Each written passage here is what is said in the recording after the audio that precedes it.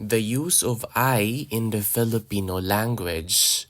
The Filipino word I functions as a linking verb or inversion marker similar to the verb is or are in English. However, it is often optional in conversational Filipino.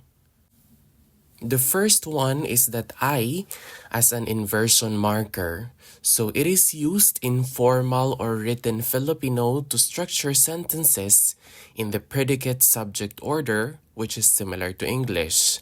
The sentence structure or pattern is subject plus I plus the predicate. Let us have the following examples.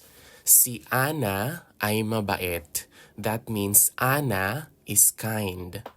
Ang aso ay natulog sa sahig.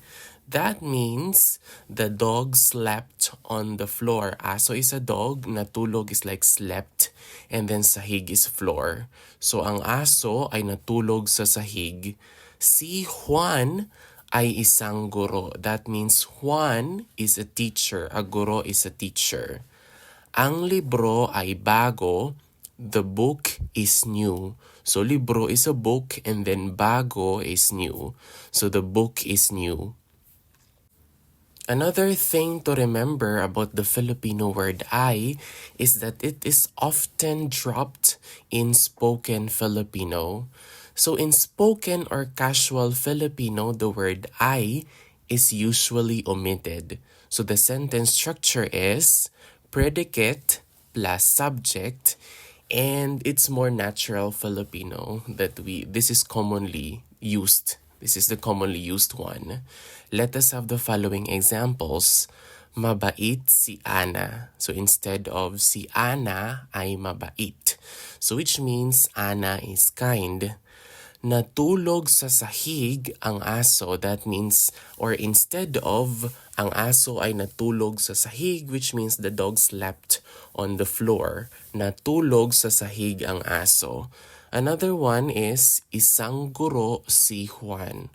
Instead of saying, si Juan ay isang guro or Juan is a teacher, isang guro si Juan. Number 4 bilang 4, bago ang libro. Instead of saying, ang libro ay bago or the book is new. Lastly, when to use I. So, I is more common in formal writing, literature, speeches, or news report. It is not commonly used in casual speech where people prefer the natural predicate first sentence structure.